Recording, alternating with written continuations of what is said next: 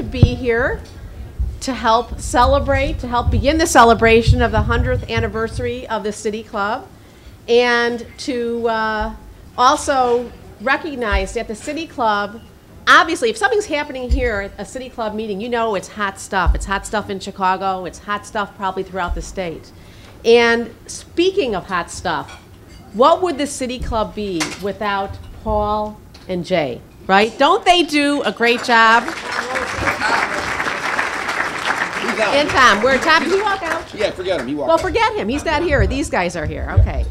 You guys have really, really created a great organization, the place to be if you want to know what's going on in public affairs issues around the city and around the state. And I think the panels that have been put together for the event today, you know, prove that this is the place to be and that you guys know what's going on and know how to pick them. And yes, it's true. We sponsored the banners. And I guess it makes some sense. We're a communications company, right? So sponsoring the banners does make some sense. And I think, I want to mention that I think Bill Gaynor hung all the banners, just so everybody knows. I might have said it was okay, but Bill hung the banners. And back to communicating. We've been here at SBC, we've been in the communications business for 25 more years here in Illinois than this club has been around. And Bill was there when we first started, too, just so you all know. I wanted to also thank Paul and Tom and whoever put together the book for prominently displaying the SBC table on the front cover of this book. And Bill's there, and my husband, and some others. So we're proud that we could be on the front cover of this. Anyway, again, it was our pleasure to be involved with this event. We obviously have a great connection to the city, as I was saying, and to the history of this club. So we're pleased to be here, and we wish all of you good luck with the presentations today and with the celebration. Thank you very much.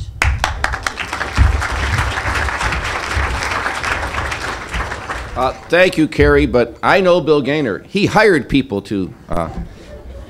We're going to have our first panel now, and will the distinguished panelists please step up to the podium here and get your proper seats, and we'll start. How this is going to work?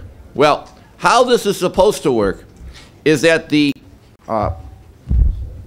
the first panel, Don Miller, who's gotten due notice for his book, City of the Century, for the PBS special, City of the Century, and a lot of other things, will present a paper on Chicago in 1903.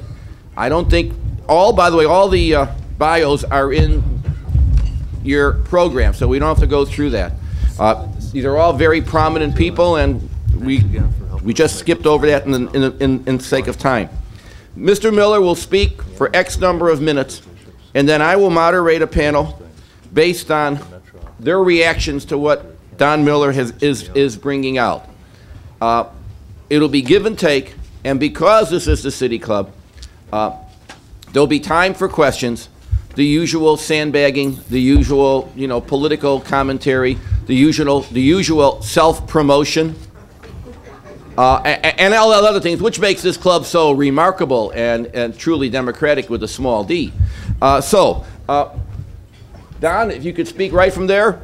Truly, it's a great pleasure, and he came in from Philadelphia, a man who's probably done more in the last several years to bring Chicago history, well, probably has, done more to bring Chicago's history in the 19th century to the forefront than any person around, including all the Chicagoans who are in this room.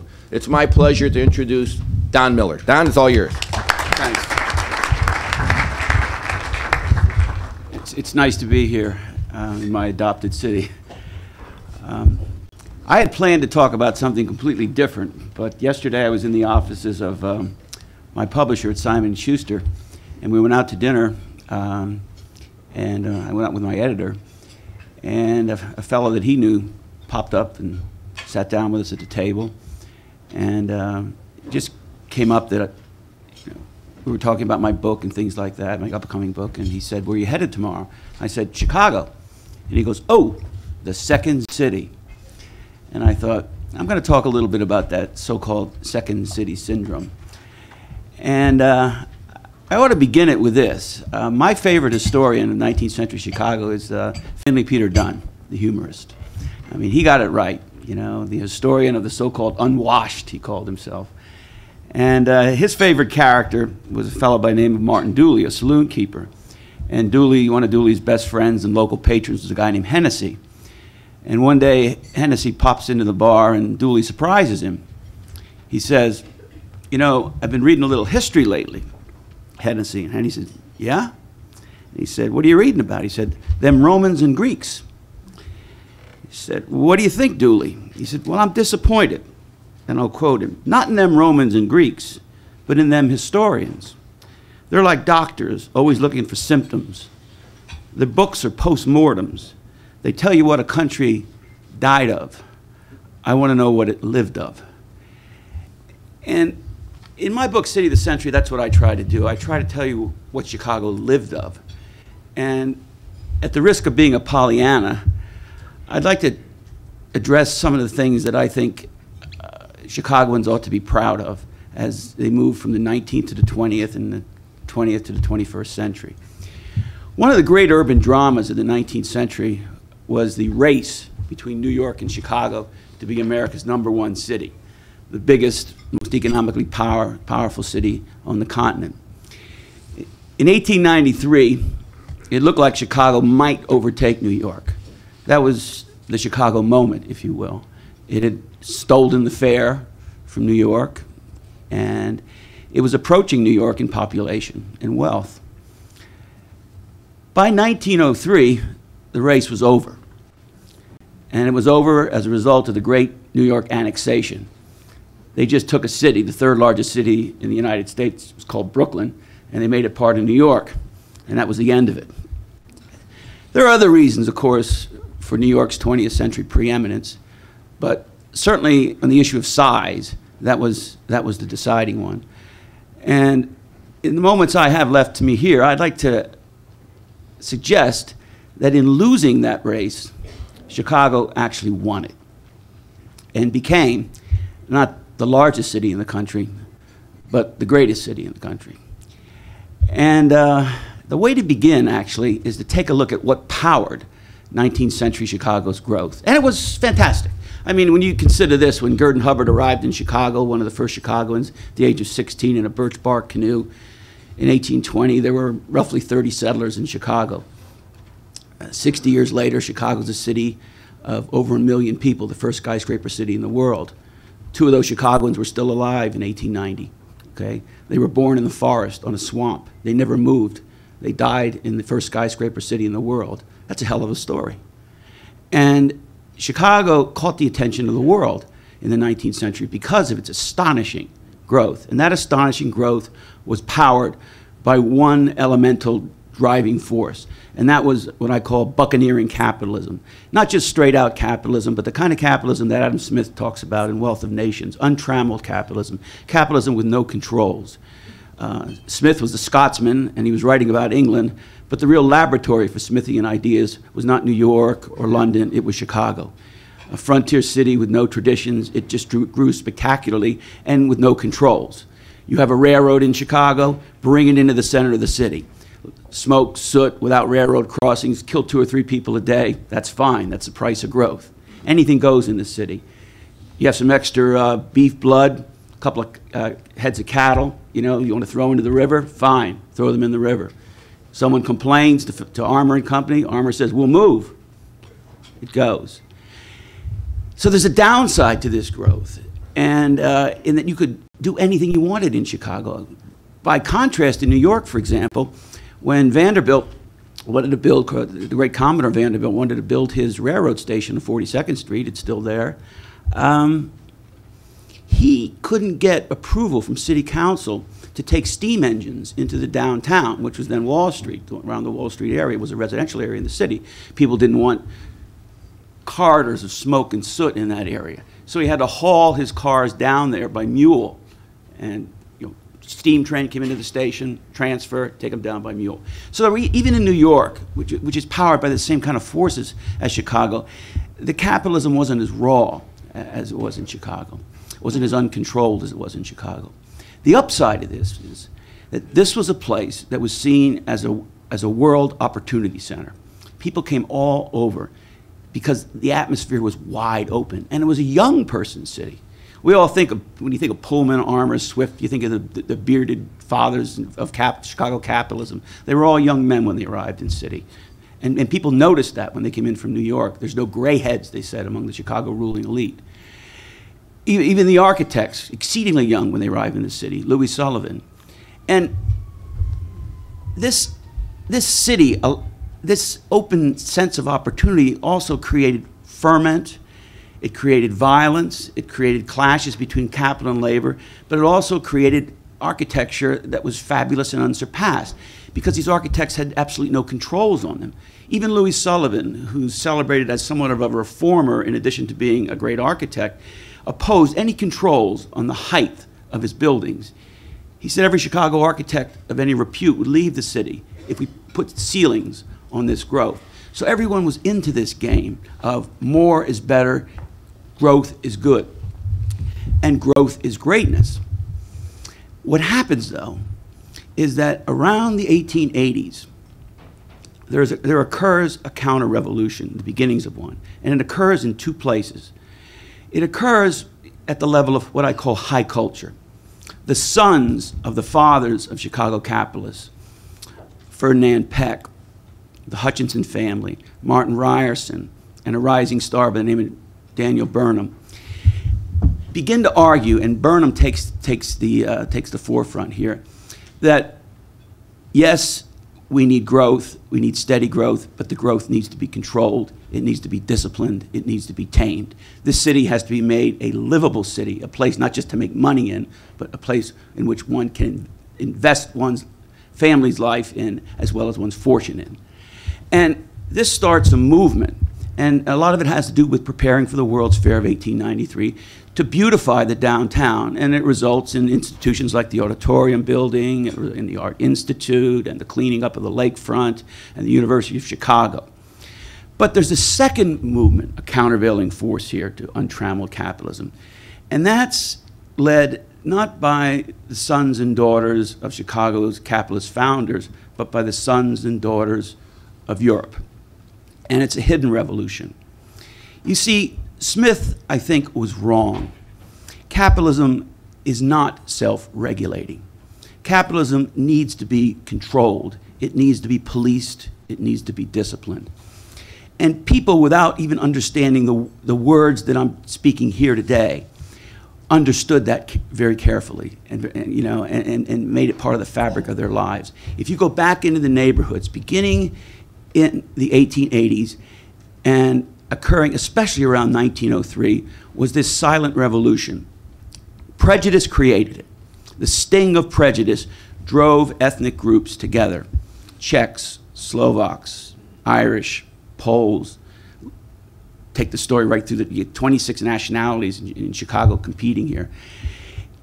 These people, without any government assistance, without any safety nets, created in their communities a tribal sense, a communal sense that they were going to take care of their own people. They created burial societies. They created insurance societies. They created home ownership and mortgage associations. They built parochial schools. If I can stop just a second here and say this, when I think of this thing, I was going to say that they went to Jane Addams' settlement house movements. But, I give my students Adams' book to read, and I give them The Jungle to read. And they're impressed. And they're impressed by the harrowing descriptions of poverty in Chicago, a city where 300,000 people in 1903 are desperately poor. But neither of those books addresses the question of how people crawled out of that situation. Sinclair suggests socialism. That didn't work. Adams suggested the settlement house, but how many people could that settlement house reach? Adams might have been St. Jane, but she couldn't do it all. It was done, I suggest, by the people themselves in their neighborhoods, self-help organizations.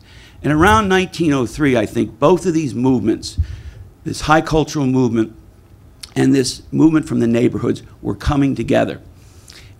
The result of this, in 1903, there's a tremendous fermentation at the city center that results in the creation of the Burnham Plan of 1909. which gives us the look and character of downtown Chicago today. But you know, 20th century Chicago, which is the result, I think, of this 1903 convergence of these forces. 20th century Chicago is a city, one of the only American cities I know, that has two things going for it at the same time: a vibrant downtown and a core of very strong neighborhoods. That's rare. That's rare. And the reason for it is again this convergence of these two movements: a downtown movement created by clubs like this, and this silent movement out in the neighborhoods. And as a result, Chicago doesn't become larger than New York.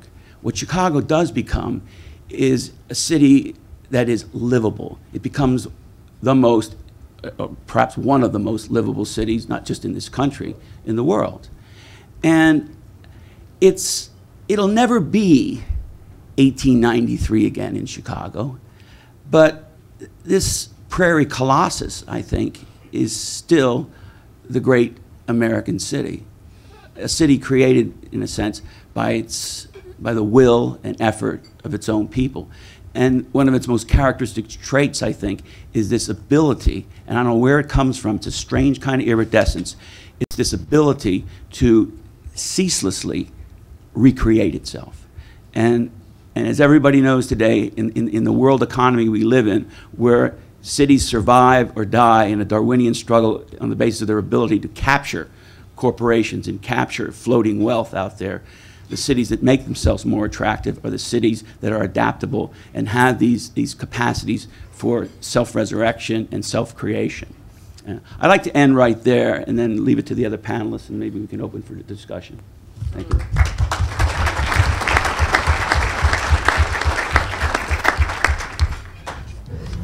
Moderator, a little wrapped up in the rhetoric. Thank you, Don. Man knew what he was talking about. He had no notes. We've had speeches here, Don, where people read from their notes and it didn't flow as well. So,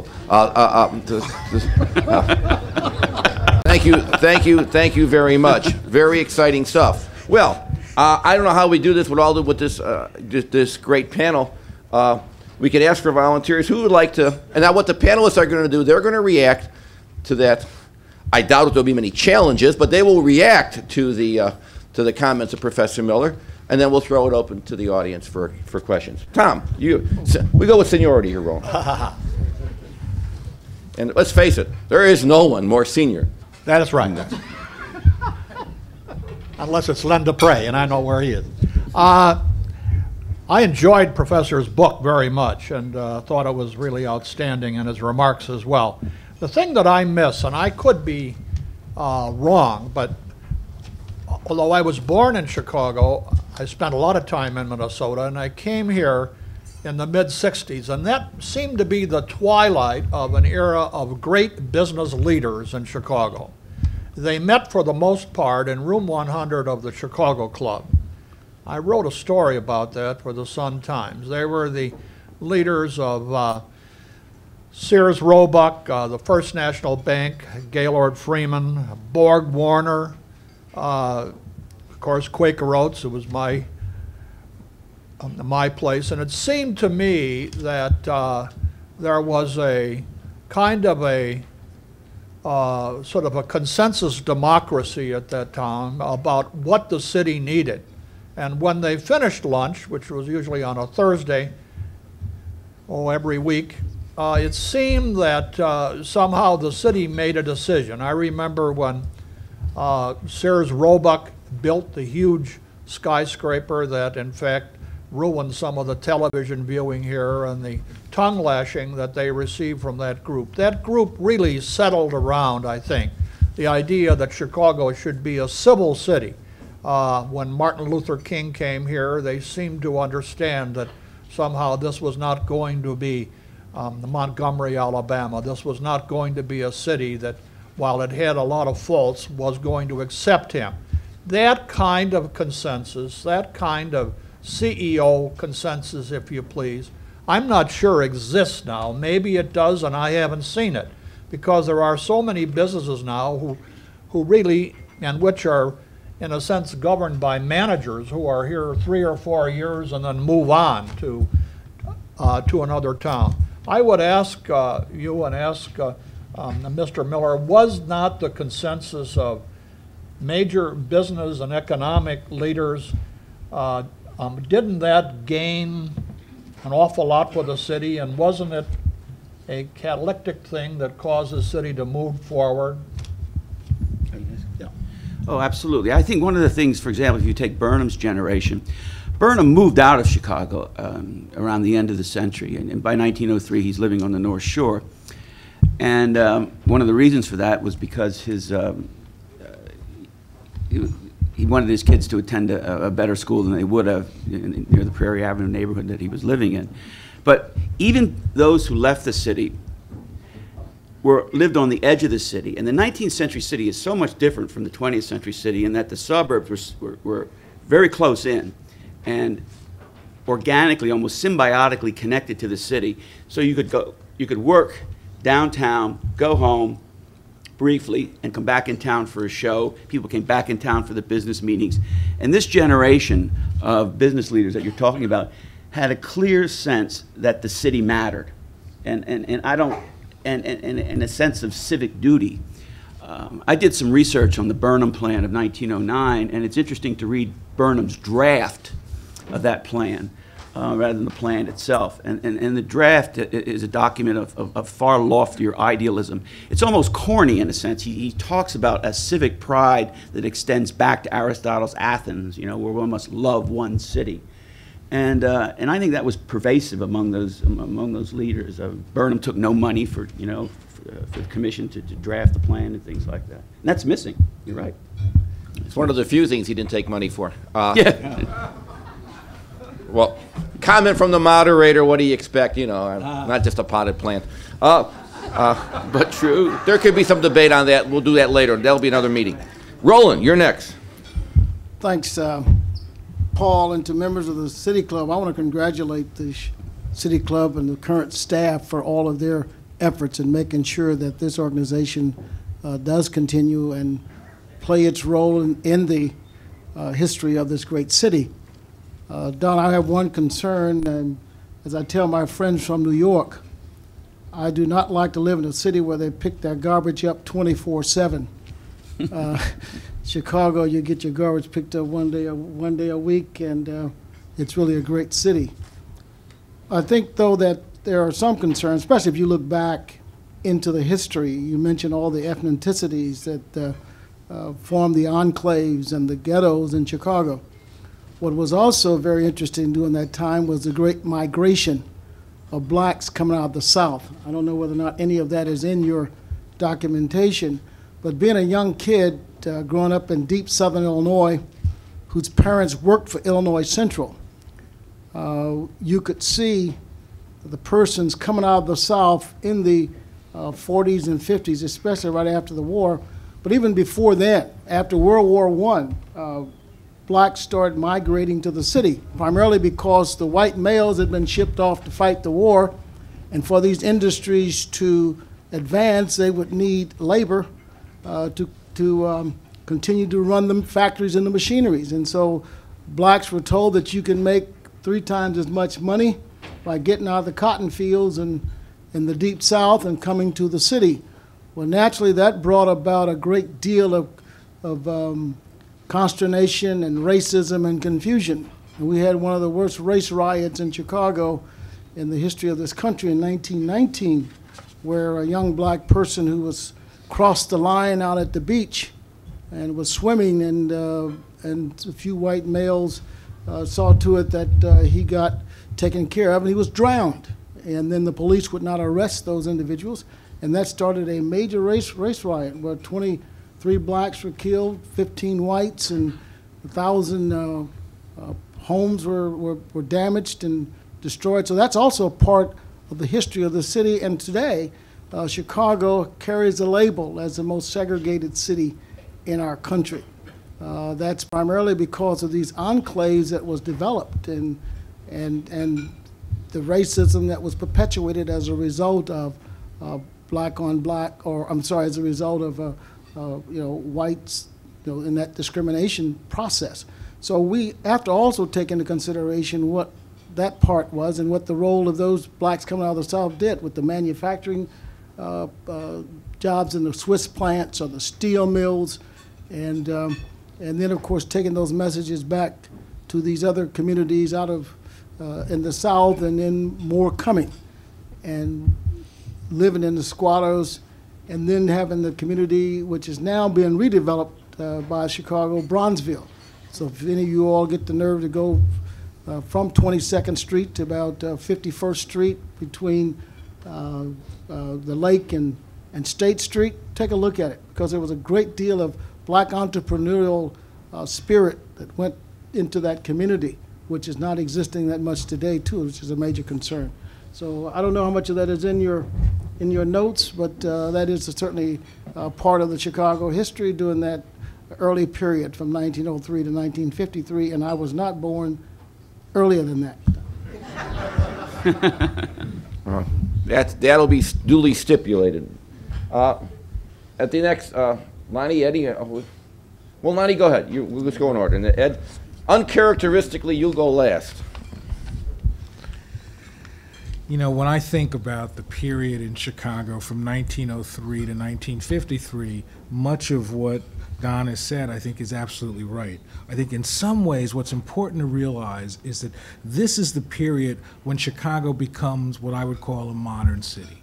This is the moment when Chicago becomes the model for the quintessential urban city. In essence, it's during this period that Chicago really does become the model for what works in America and the model for what still needs to be wrestled with in America.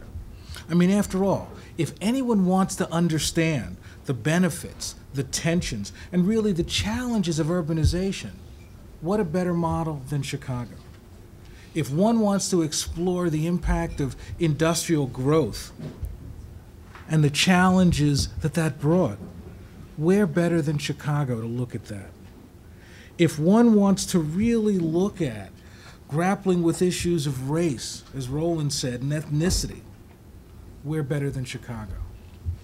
If one wants to really understand the shifting permutations of politics and power, there is no better place than Chicago. And I must admit, as a Washingtonian, I really thought I knew about politics.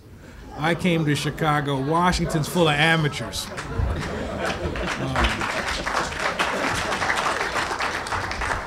And candidly, if one really wants to understand notions of American optimism and really boosterism, and more importantly, a sense of what is possible, there is no better place to look at that than in Chicago. In essence, in the period from 1903 to 1953, Chicago's civic culture becomes the best lens, I would argue, for all of us to understand what it means to be an American. As the actress Sarah Bernhardt, I always quote her in every speech, I don't know why, but as the actress Sarah Bernhardt said, "I adore Chicago. It is the pulse of America." And I think that sense is what's so important. It is during this period that Chicago becomes that wonderful pulse of America. And there's so much we could talk about. We could talk about the fact that during this period it was an era of unbelievable growth in population, with significant numbers coming from immigrants and migrants from the South. This is a period of 2 world wars, a period of Great Depression, and a period of the first battle of the Cold War, the Korean War, all of which shaped and informed what Chicago was, and candidly, what Chicago will be. This is an era that was ripe with sensationalism and ripe with tragedy, whether it's the exploits of Leopold and Loeb, the Eastland disaster, the St. Valentine's Day massacre, and the challenges of 1919, the race riot, the Black Sox. It was a time when millions of Chicagoans struggled with determining who they were. Where was their place in this economic place called Chicago? Clearly, as someone once wrote, Chicago was a tough city. And yet I would argue there are 2 factors that I think really help us understand this period. One is, as Don talked about, is the Burnham Plan. And I think we can all embrace the Burnham Plan for a lot of reasons. One reason, as I think Don's pointed out very clearly, is that this really helps to define what the city is, to think about beauty, to think about use, but also to think about the city in a regional sense. But I would argue even more important is what the Burnham Plan does. It first of all creates a sense of optimism and a sense of what is possible in Chicago.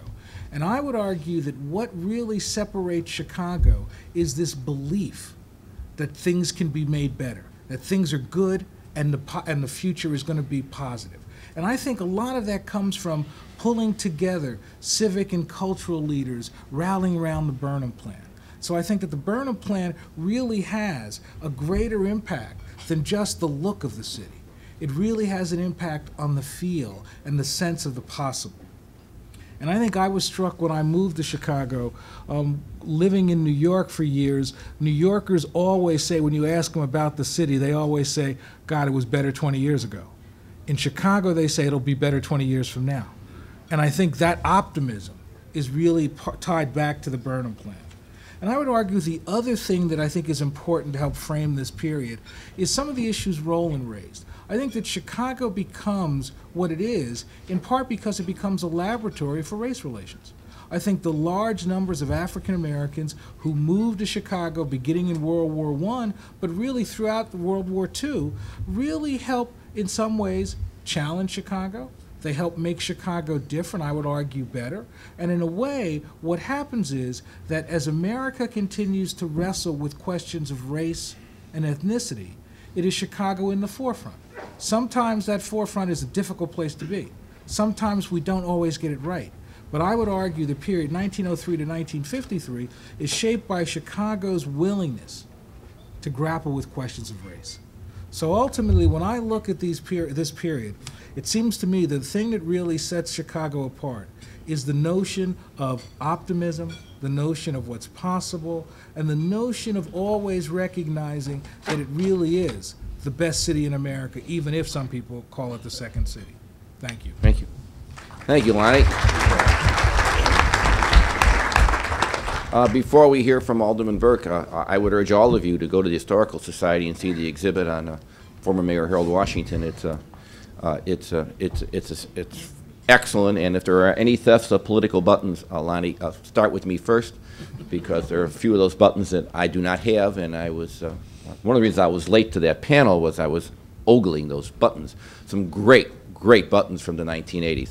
Last, to comment on Mr. Miller, Professor Miller, and to give his own views is the Alderman of the 14th Ward, Ed Burke.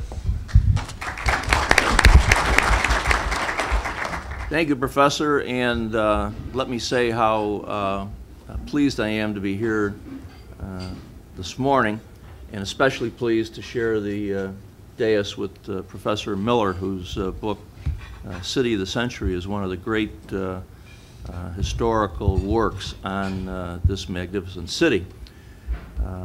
The phrase second city, of course, did not come from the actors that became world famous from Old Town. It's actually a reference to the fact that the city burned down in 1871 and rose like a phoenix from the ashes of the Great Fire of 1871. And even though it was a great disaster, it gave Chicagoans of the 1870s and the entrepreneurs that the professor mentioned who came here a clean slate to start building all over again. So that's why Chicago is the second city. But in talking about this period of time from 1903 to 1953, it's interesting to note, I think, that 100 years ago, this coming December 30th, will be the 100th anniversary of the tragic Iroquois Theater fire, where 625 people lost their lives on Randolph Street, where the Oriental Theater is now. And as a result of that tragedy, the reason that so many people perished in that tragedy was that in 1903, 100 years ago, doors to public gathering places like this opened inward. And when all the people rushed to the doors to try and get out of that theater to escape the flames, the doors wouldn't open. People piled up like cords of wood at the doorway. As a result, building codes all over the world were changed so that doors open outward and people can flee a disaster. And isn't it interesting that 100 years later, we're still in Chicago arguing about locking doors on stairwells. So as much as things change, they always remain the same. And that's why it's so important to have historians like Professor Miller remind us of our past and show us what we can learn from, how we can improve.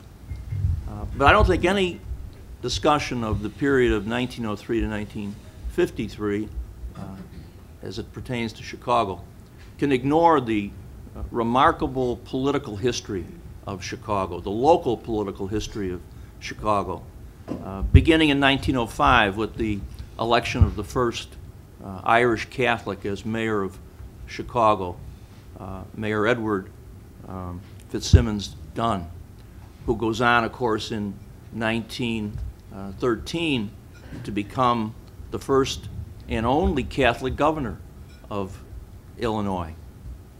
The historic convention of 1912 that denies Teddy Roosevelt his opportunity to run again for president and splits the Republican Party in two, permitting Woodrow Wilson to become the President of the United States, who of course takes the United States into World War I. The election in 1915 of Big Bill Thompson, Big Bill the Builder, who goes on to serve for 3 terms as mayor of Chicago, from 1915 until 1923. Then he is out of office from 23 to 27, returns in 1927, and is alleged to be in cahoots with the most notorious of all Chicago's citizens, Al Capone, who of course goes to jail in 1931, not prosecuted by the Justice Department or Eliot Ness, but rather a IRS agent by the name of Frank Wilson, who gets his information from an insider in the Capone mob, Edward O'Hare Sr., father of Edward Butch O'Hare, for whom this airport is named.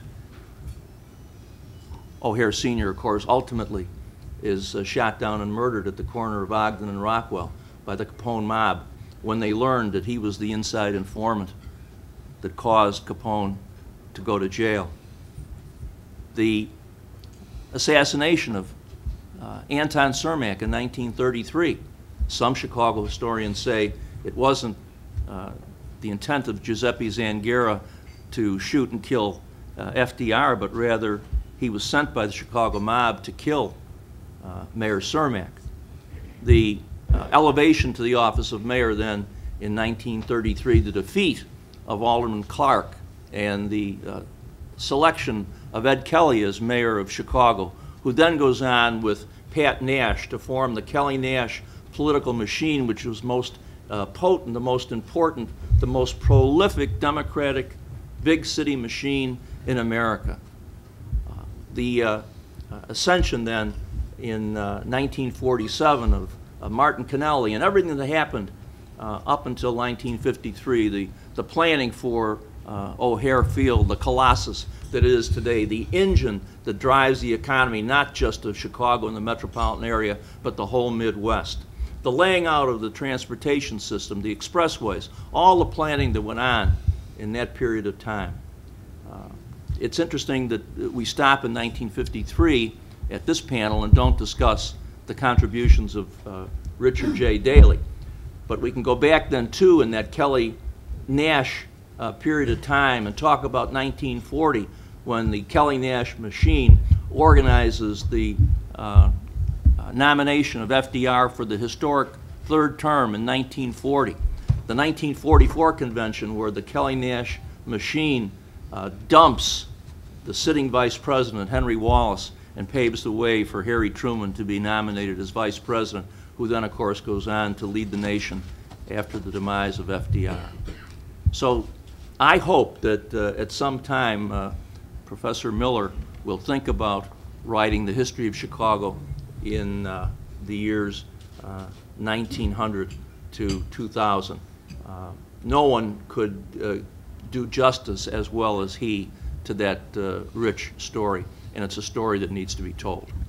Thank you.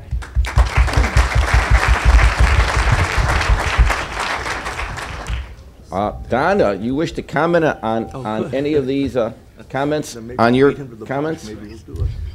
Two things. One on the black migration. What I found interesting is, well, first of all, the rapidity of growth, black growth in population. I mean, in 1903, the year we're starting here, there less than 2% of Chicago's population was African American. And that rose astronomically in the period from 1917 through 1950.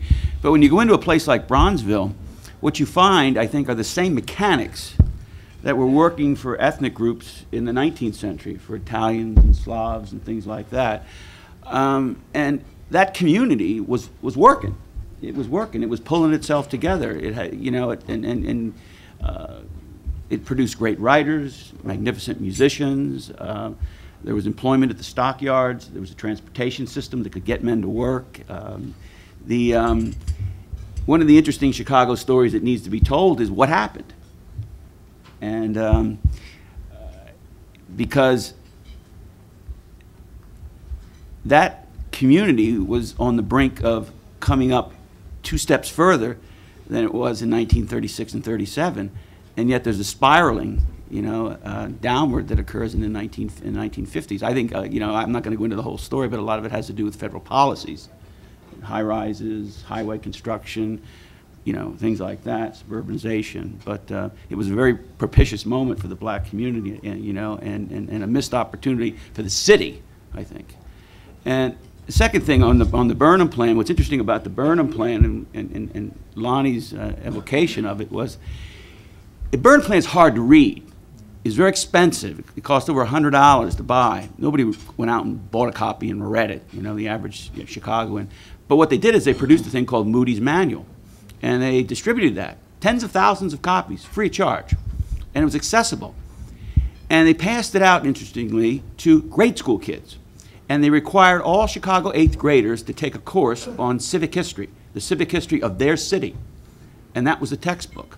They produced a film called A Tale of One City, Chicago, and showed it in all the public schools. They produced songs about the city, poetry contests about the city. This was a grassroots movement, not just a top-down type of movement. And that's one of the reasons why it's successful. Because the interesting thing about the Burnham Plan is, like all plans, like all well-crafted plans, it's elegantly crafted, handsomely designed. But it's one of the only plans that was actually put into place. In this city, we did it. You know, Burnham put together a plan for San Francisco in 1905. It's still in the archives. He put together a plan for Cleveland. It's still in the archives. But it happened here. And it happened here because of that civic spirit. Roland, for a comment. You know, in reference to the Great Migration question, just one other historical note that Chicago really is noted for, and that is in 1948, the Supreme Court decision that dealt with restrictive covenants. And because of the expansion of the black population, you had these deeds that prevented blacks from purchasing property, or you know, in terms of restricting the sale of the property, and that Shelley versus Kramer case by the U.S. Supreme Court in 1948 struck down those restricted covenants, which then was able to be used nationwide. So that was a major part 2 of that period that history was made in Chicago. Well, the moderator has a few sporadic comments here, just to, you know, I mean, I would disappoint a lot of you if I didn't say it. Three, maybe disappoint you by doing it too, but that's okay. 3 quick things. I do think, and by the way, a lot of this, I'm glad we're filming it because this will be for the archives of this conversation. But when the City Club was founded in 1903, I think one of the things that has to be clear, what Tom said and what Don Miller said, that the key was the role of the business community in this city. This club was started by the business community, but more importantly for our purposes, we've talked a lot about the Burnham Plan. That was bought by the business community. That was a very pro-business plan, a very pro-business plan. Now we have Bruce Dolan here. Eventually the Chicago Tribune did very well by the Burnham Plan, and a lot of other places did very well by the Burnham Plan. So somehow a lot of the, and we've had them here, some of these historic preservation people sort of view, so they sort of beatified Daniel Burnham. He was a businessman as well as an architect who some of his best friends were Hinky Dink and Bathhouse, who he called by first name and went out drinking with them. So this guy was much more, he wasn't some pie in the eye, pie in the sky kind of a person. But that plan was pro-business. It was put together by the business community, paid for by the business community. Business community led, and the alderman who passed it through worked very closely with Daniel Burnham. Number two, this city had a separation between business and politics. This city was very Republican in national elections. Very Republican in national elections. It was only Democratic, it was very contested in local elections, and if it wasn't for the Harrison family, it might not have been very Democratic for mayor. The Harrisons, you know, father and son, obviously times have changed, we'll never see that again. Father and son mayor, 10 times they were elected mayor. But they were the Democratic Party, and the Democratic Party was totally split, as was the Republican Party, but the Democratic Party was split more and more on ethnicity. And where I would just raise a comment is a lot of these ethnic groups, this nationality of Chicago, the city of neighborhoods, was really a city of enclaves, and that's why we had so many foreign language newspapers and foreign, you know, I remember my grandparents who, the idea of going downtown was like the equivalent of going to New York. They never did it, because their whole life was basically, you know, in their neighborhood. And the old line, and I'm sure Eddie knows it, eventually the Republicans divided the cities into wards. The Democrats, of course, divided into parishes. And you were identified by your parish. You were even if you were Jewish, you still were identified by your parish.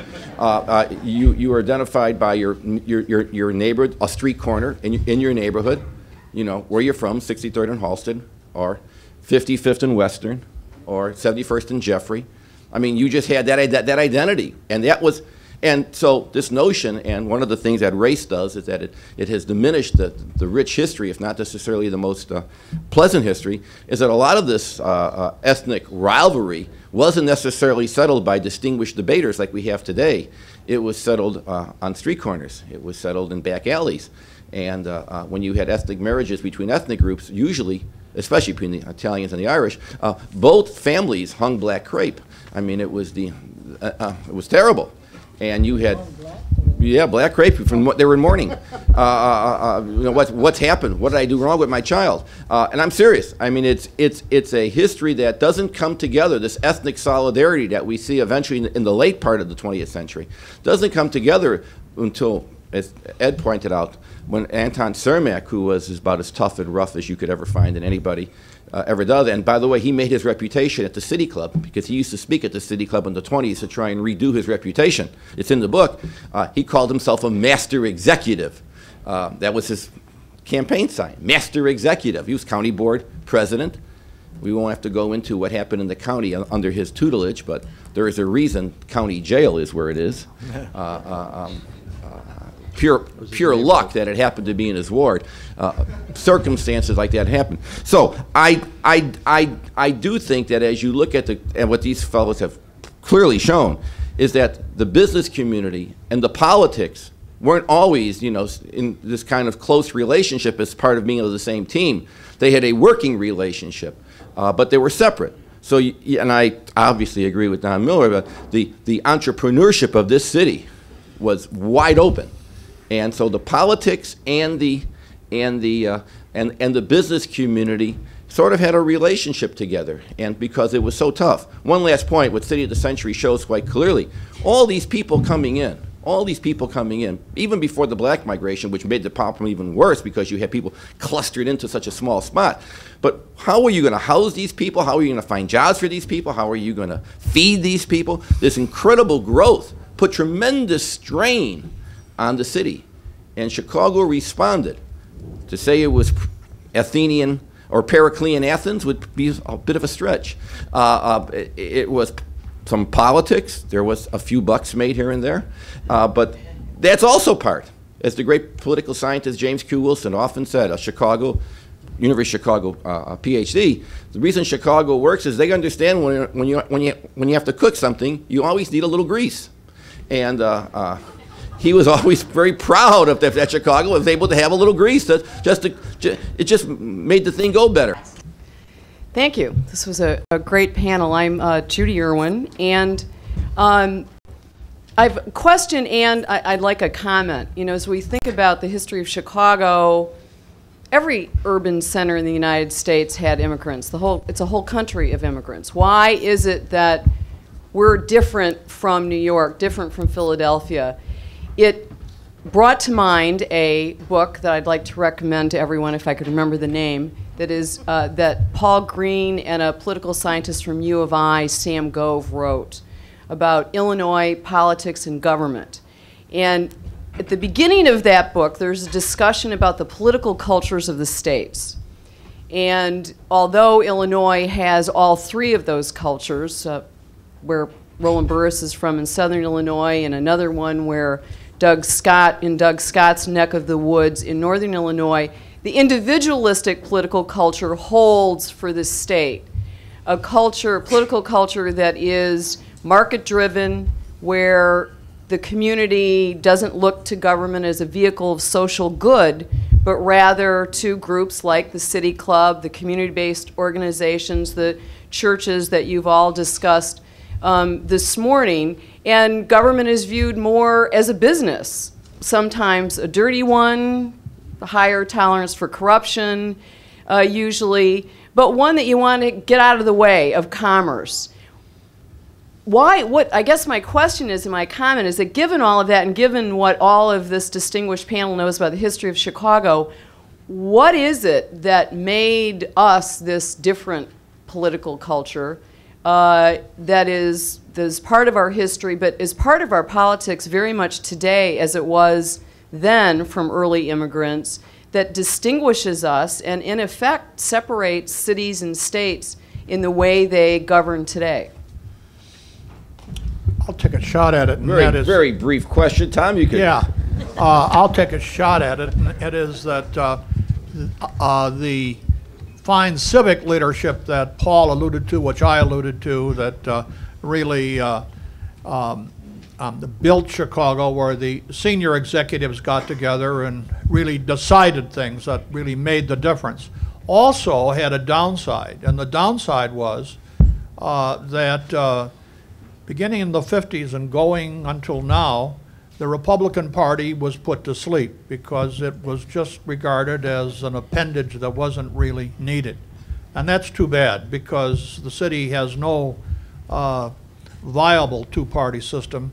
Now, of course, it can't have, because we're a nonpartisan, technically, city, but there isn't any organization that exists. And I think that is one of the great weaknesses of our city now.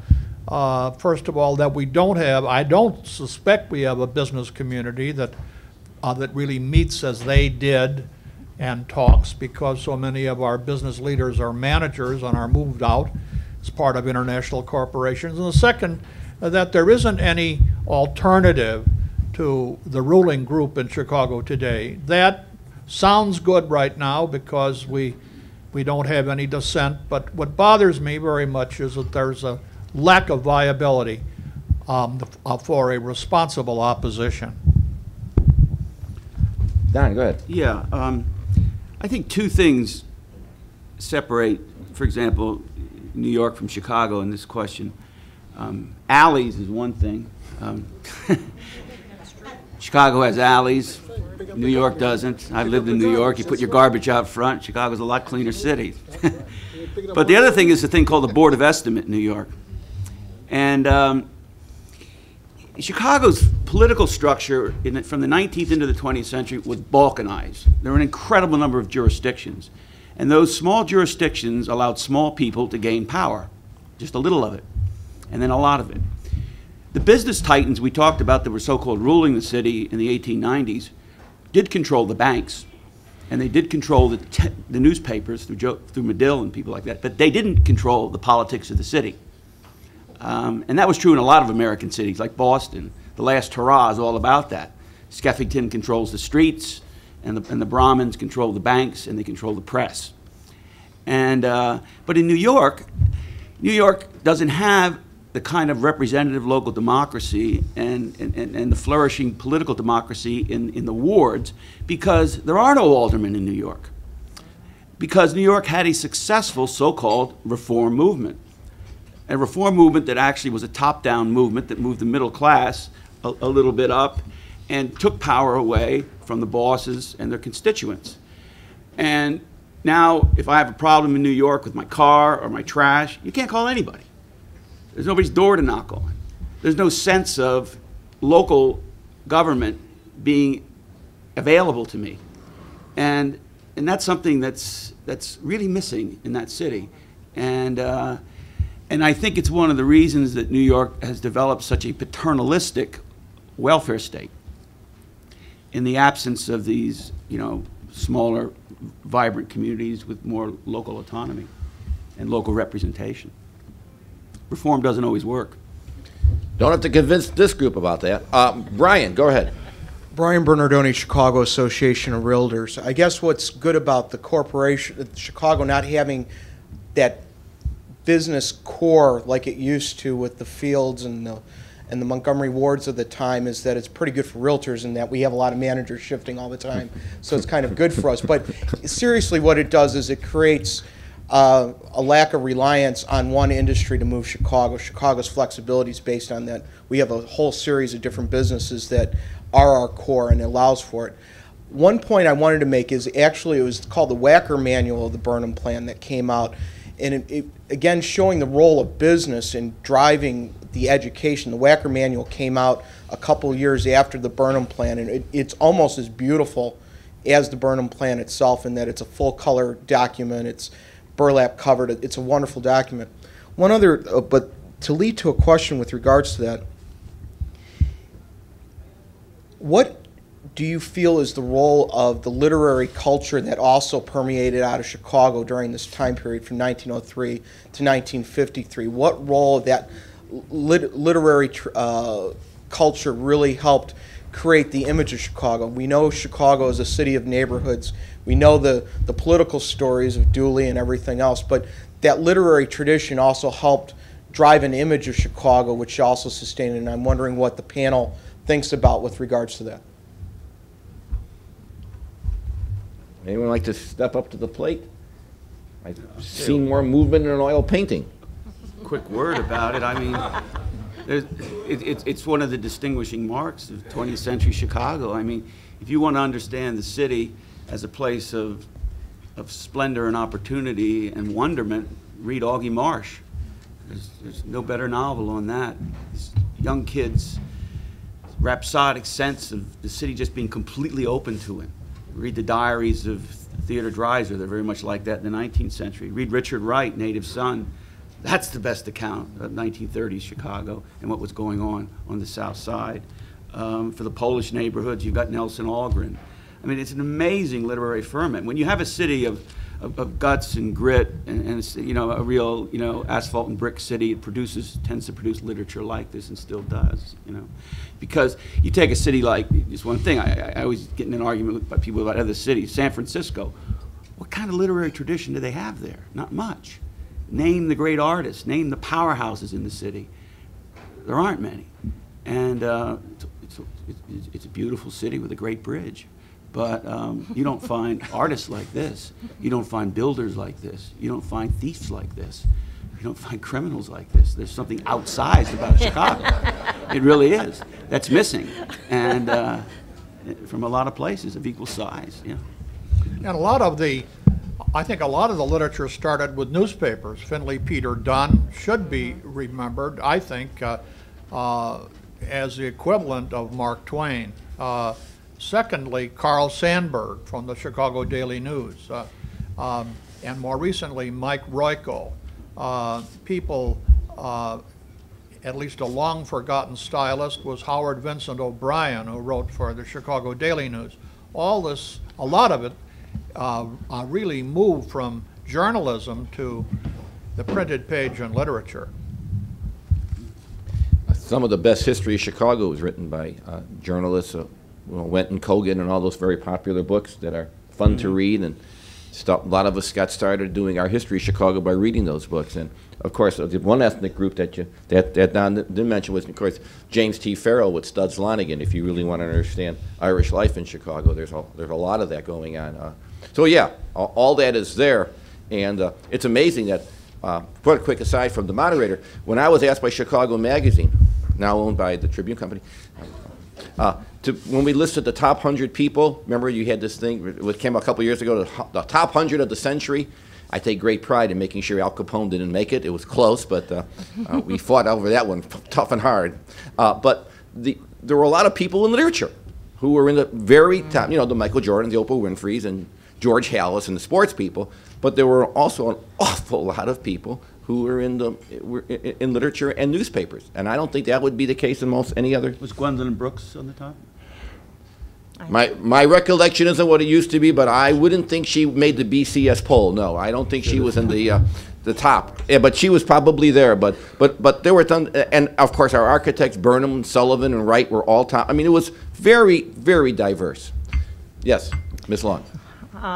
I'm Chris Chabilla Long. I'd raise a question about Algren. This is a parenthetical. Algren did not come out of the Polish-American community. He commented critically on it in his novels. And in fact, my real question and desire to elicit comments from the panel, when Alderman Burke spoke about the political life of Chicago, he spoke in terms of Irish politicians. I was taken by Mr. Miller's word with regard to ethnicity, which was iridescence, which was a lovely word because it really characterized my understanding of what ethnic life was in this city during this period. One of the things that is interesting to me, and I'd love a comment, is that many of the large immigrant groups figured out how to be what they were when they were here. And what I mean is this: there was no independent Poland when large numbers of immigrants arrived. And they learned how to be Polish in the United States. The same is true of the Italians. There was no unification of Italy until they were immigrants. And that iridescence of learning how to be what you were in a different context, I think, says something about the strength of ethnic groups, although it was secret, because, as I said, Alderman Burke referred only to Irish politicians because all this other stuff was going on in a different set of languages which we don't know. I'd love to hear some comment on that whole business of ethnic life. Alderman Burke, could you respond? Yes, perhaps the questioner did not recall I mentioned Anton Cermak, who was a Bohemian and was born in Europe. It was Anton Cermak that put together the framework for the regular democratic organization. He was the one that decided to parcel out different parts of the pie, as you will, to the other ethnic groups. And there was always for instance, there was a kind of a custom in democratic politics that the county judge would be Polish, and that the clerk of the circuit court would be Italian, or the clerk of the criminal court would be whatever. And that was a tradition that carried on until the greater part of the century. But who knows what would have happened were it not for the untimely assassination of Cermak in 1933, paving the way for Kelly and Nash to then take over the apparatus that Cermak had really designed through the 20s. a lot of it through his advocacy of the saloon owners. He was the head of the Association of Saloon Keepers. But some commentators on Chicago politics and Chicago history have said that the reason that Irish would have seemed to be the predominant leaders in the political movement was the fact that they had the benefit of knowing the language when they came here. So many of these other ethnic groups didn't speak English. And coupling that ability to speak the language with the penchant, as you, if you will, for operating taverns, as did Hinky Dick and Bathhouse John, and getting involved in the police department, and those kinds of things came together and just accidentally laid the groundwork for Irish to be at least the titular heads of the political apparatus and the government. But don't forget, one of the real brilliant organizers was a Jew, Colonel Jake Arvey, who really was the architect of a lot of what happened in the middle part of the 20th century in Chicago. He was the one that decided Kelly should leave and Kennelly should be the mayor. He was the one that had so much to do with Adlai Stevenson being the governor of Illinois.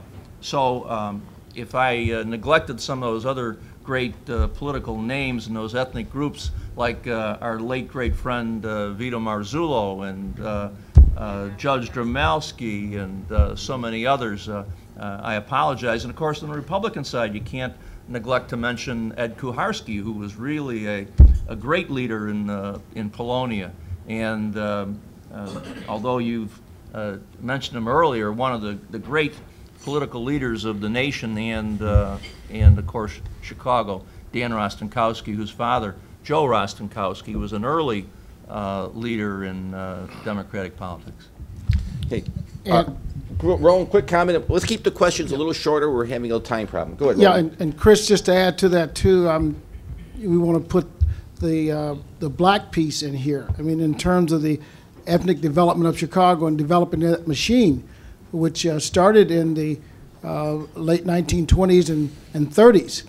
And they ended up electing the first black congressman out of Chicago, Oscar DePriest, since Reconstruction. So after, all the blacks were run out of Congress in the 1800s, there was not another black congressman going back to Washington until 1933.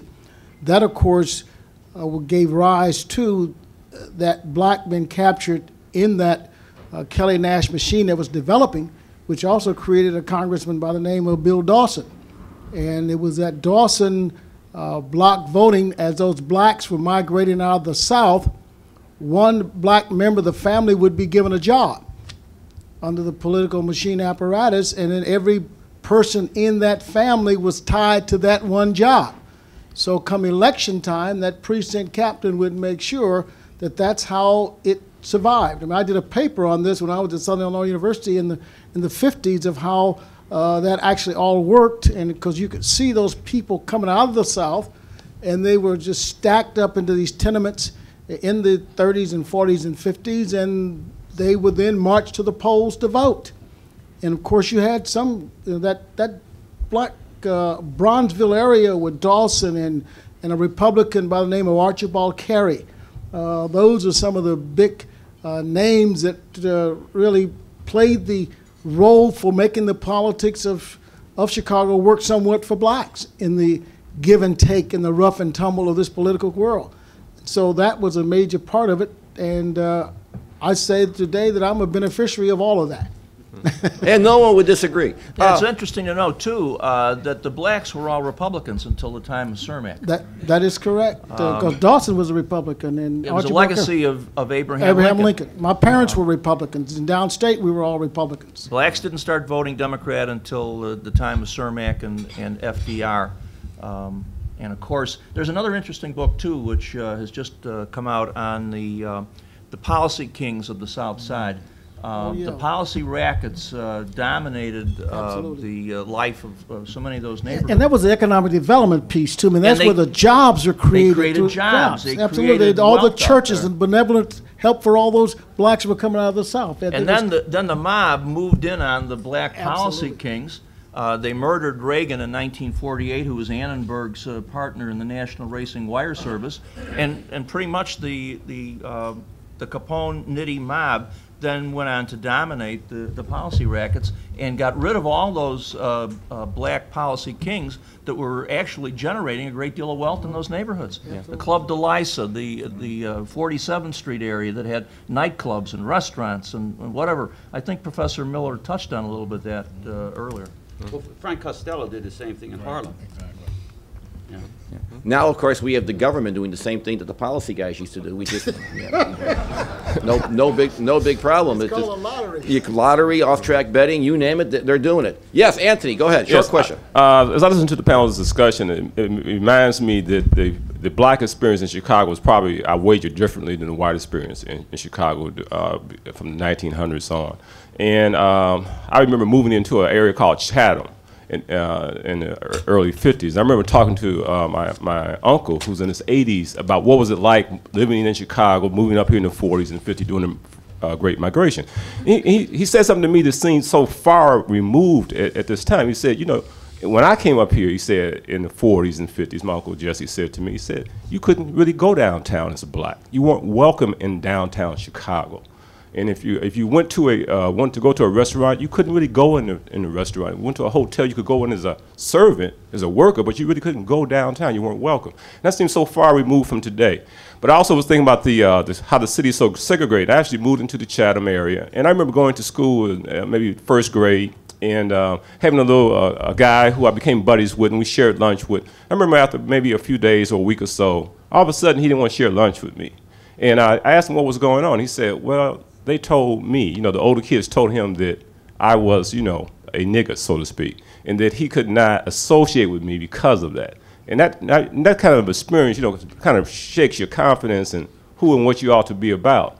But I also wanted to get the panel to respond to that black experience, which I think is different than the white experience. What happened in Chatham that area thrived, didn't go down. I read an article once that said that Chatham community property values actually went up as middle-class blacks moved into that community. So I'd like the panel to respond what perhaps was going on in Chatham that enabled that community to thrive in spite of the overt racism and discrimination of the city.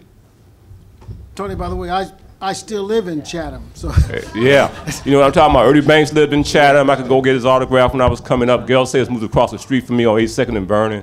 So it was a really fascinating experience to live in that community at that time. And like I said, it thrived. I was just wondering if anybody can respond to it. Roland still lives there, and property values are still rising. I don't know. I don't know if there's a connection. Don't steal my line, but they're okay. Roland, go ahead. Wait a minute. Let's hope Houlihan isn't here and hearing all those comments. Yeah, that's right. Just keep it down. Is the assessor here? Okay, we can talk. Oh, yeah, go ahead. Yeah, Tony, you know, I recall when I came out of law school, you know, my thing was, as a kid, getting on a train, coming to Chicago to go to the Chicago Theater or the Regal Theater or the Cubs game or the White Sox game. And we used to ride the Illinois Central 8 hours to get here. And of course, we did not know in some areas that blacks were not allowed in certain areas in Chicago. And Correct. so as young kids, you know, 10 and 12 years old, my brother was about 15, so he was really in charge of us. And we would find ourselves in some very difficult situations.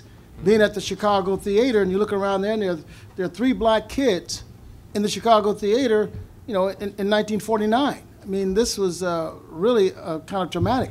But then I came out of law school in 1963, moved back to Chicago from Washington, D.C., and was looking for housing. They were still advertising in the newspapers for white only.